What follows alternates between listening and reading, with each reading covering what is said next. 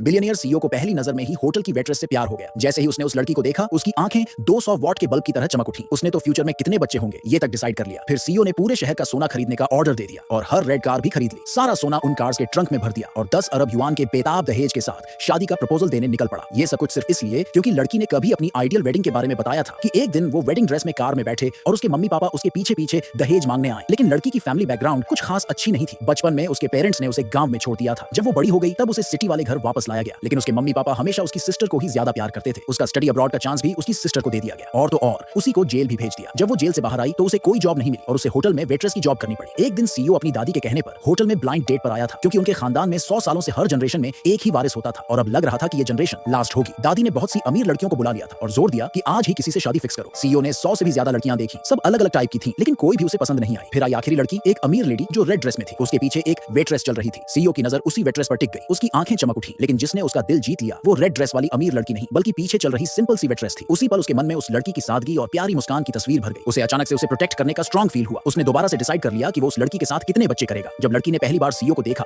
तो वो उसकी हैंडसम पर्सनालिटी से इंप्रेस हो गई, लेकिन साथ ही उसे लगा कि वो उसके लायक नहीं है। उसे लगा कि उनकी लाइफ में कभी कोई कनेक्शन नहीं होगा। तभी उसकी सिस्टर आई और अपने बारे में बोलने लगी। उसने कहा कि वो हार्वर्ड यूनिवर्सिटी से ग्रेजुएट है और वो तो स्टूडेंट बॉडी प्रेसिडेंट भी रही है। सीईओ ने लड़की की बहन को बिल्कुल भी ध्यान नहीं दिया, बल्कि सीधे उस लड़की से खुद को इंट्रोड्यूस किया। फिर उसने लड़की से कहा कि उसे चाय पकड़ाए। उसने बस चाय को सूंघा और महसूस किया कि कुछ गड़बड़ है, लेकिन क्योंकि वो चाय लड़की ने दी थी उसने फिर भी पी ली। लड़की की बहन अंदर से बहुत खुश हो गई, क्योंकि उसने पहले ही उस चाय में कुछ मिला दिया था। उसका प्लान था कि वो इस घटिया तरीके से सीईओ की वाइफ बन जाए, लेकिन उल्टा उसे सीईओ ने वहां से भगा दिया। ये देखकर वो बहुत गुस्से में आ गई। जब उसने देखा कि लड़की झाड़ू लगा रही है तो उसने प्लान बनाया कि होटल मैनेजर से उसे सबक सिखवाए और अपना गुस्सा निकाले। लड़की डर कर भाग रही थी और गलती से सीईओ के रूम में घुस गई और इसी तरह उनके बीच काम 25 हो गया। अगली सुबह जब सीईओ ने लड़की को चैन से सोते देखा तो उसका मन किया कि उसे किस करे, लेकिन क्योंकि उसे एक अर्जेंट बिजनेस मीटिंग में जाना था और वो लड़की का उठने का वेट नहीं कर सकता था, उसने अपना फोन नंबर लड़की के हाथ पर लिख दिया। जब लड़की उठी उसे टेम्परेरी अमनेशिया हो गया था। उसे न तो रात को क्या हुआ याद था, न उस आदमी का चेहरा याद था। वो कमरे से बाहर निकली एकदम कंफ्यूज और शॉक में। उसकी वो वेट्रेस वाली जॉब भी चली गई जो उसे मुश्किल से मिली थी और उसके मम्मी पापा ने भी उसे रिजेक्ट कर दिया। उस टाइम उसे लगा कि उसकी लाइफ तो एकदम बर्बाद हो गई है। ना रहने की जगह, ना पैसे, भूख लगी हुई थी और बहुत दुखी थी। उसके पास इतने कम पैसे थे कि एक मीट वाला बन भी नहीं खरीद सकती थी। उसने फोन में बैलेंस देखा तो बस 3 सिंपल बंस के ही पैसे थे। वो बंस इतने बुरे थे कि डॉग्स भी ना खाएं, लेकिन फिर भी उसने जमीन से वो बंस उठाए और खा लिए। अब उसे खुद को संभालना था, क्योंकि उसकी दादी ने उसके लिए कुछ इनहेरिटेंस छोड़ा था। जब वो घर लौटी और देखा कि उसके मम्मी पापा अपनी छोटी बेटी के साथ हैप्पी फैमिली वाला सीन जी रहे हैं तो उसे बहुत जलन हुई। फिर उसने अपना मुंह खोला और कहा कि दादी की प्रॉपर्टी का जो हिस्सा उसके नाम है वो दे दो, लेकिन उसके पेरेंट्स ने मना कर दिया। उल्टा उसे एक रिच फैमिली के लड़के से $1 लाख में शादी कराने का प्लान बना लिया। उधर सीईओ के असिस्टेंट की इन्वेस्टिगेशन में पता चला